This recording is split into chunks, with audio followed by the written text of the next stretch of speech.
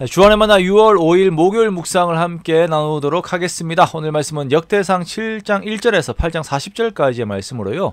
요단 서쪽 지파와 베냐민 지파라고 하는 제목으로 함께 묵상을 나누도록 하겠습니다. 자, 오늘 본문에서는 요단 서쪽 지파와 베냐민 지파에 대해서 말씀을 하고 있습니다. 역대기가 바벨론 포로 이후에 돌아온 그 백성들을 대상으로 쓰여졌기 때문에 그 중점은 남유다, 즉 다윗이 속한 유다 지파와 예배자들인 레위 지파를 우선으로 말씀을 하고 있습니다.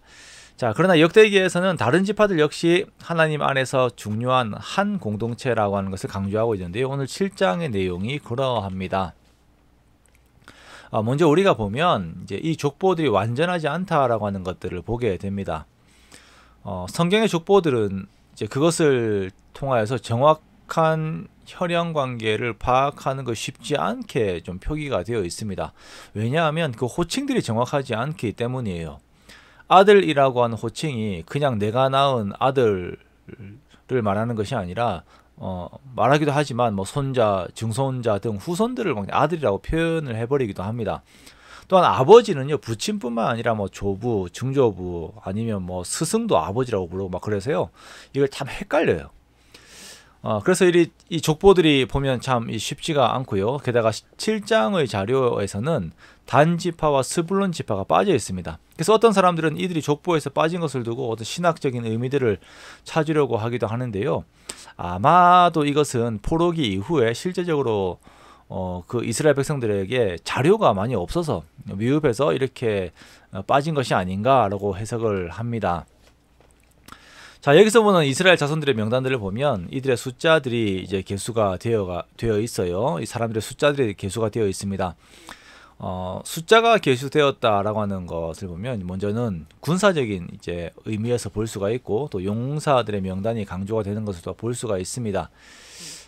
이러한 표기는 단순히 이들이 단순한 인구 숫자에 불과한 것이 아니라 하나님의 사명을 함께 감당해야 할 사명자라고 하는 것을 보여주는 것이면서 또한 그들에게는 또 하나님의 백성으로서 역할들이 있다라고 하는 것을 말씀을 하는 것입니다. 자, 8장에서는 베냐민 지파들의 족보가 자세하게 등장을 합니다.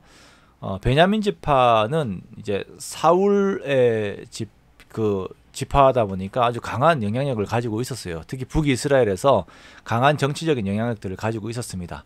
자, 이들은 포로 귀환 이후에 유다 지파와 함께 공동체를 형성을 하고 또한 신앙 공동체 유지의 중요한 역할들을 함께 감당하였습니다. 우리가 모르드게가 베냐민 지파였다라는 것을 보았지요. 그렇게 이들은 은혜를 입었어요. 자, 그런데 베냐민 지파의 그 족보의 이름들을 보면 이제 좀 우상의 이름들이 있습니다. 바알과 같은 그런 우상의 이름들이 있어요. 또한 우리가 사사기를 지나면서 베냐민 사람들이 하나님의 말씀을 떠나서 악행을 저지른 사건들을 또한 봅니다. 자, 이들은 이렇게 이스라엘 공동체 가운데 있었지만 신앙적으로 약한 자들이었고 사무엘 역시 하나님께서 베냐민 지파의 사울을 초대 왕으로 언급을 하였을 때에도 그 사람이 베냐민 지파라고 하는 그 지파에 그 부분을 이제 언급을 하면서 그 지파에 대해서 부정적인 표현을 한 것을 우리가 보게 됩니다. 이러한 대목에서 이제 과거에는 이들이 막 우상의 이름들도 있고 좀 안 좋은 부분들도 있고 하였지만 이렇게 역사에서 실수를 하였던 자들도 하나님께서 포로기 이후에 사용하신다라고 하는 그 은혜들을 보게 됩니다.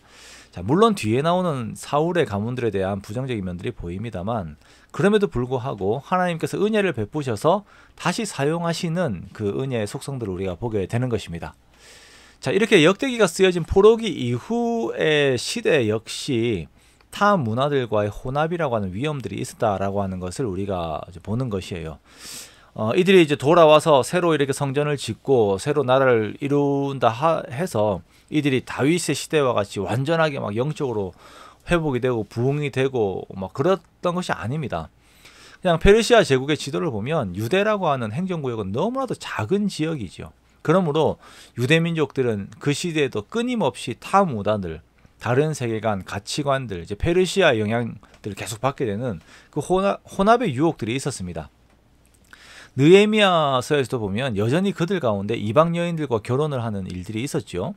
자, 문제는 이러한 영적인 혼합이라고 하는 문제들이 아무런 이제 문제의식이 없이 이렇게 그냥 벌어지고 있었다라는 것입니다. 그래서 역대기는 베냐민 지파의 과거의 실수와 지금 주신 하나님의 은혜들을 함께 보여주고 있는 것입니다. 그러면서 은혜를 더욱더 사모하는 삶을 살아야 함을 강조하는 것이죠.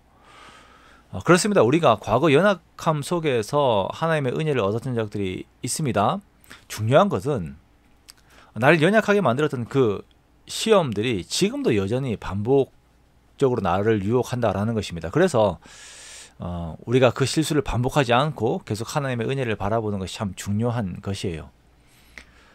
오늘 나와 함께 하시는 하나님을 바라보면서 그 하나님의 손을 붙잡고 하나님과 함께 걷는 우리가 되기를 원합니다. 그렇게 하나님 안에서의 삶을 살며 오늘 하나님께서 나에게 맡기신 일들, 그 사명들을 바라보면서 충성을 다하는 우리가 되기를 원합니다.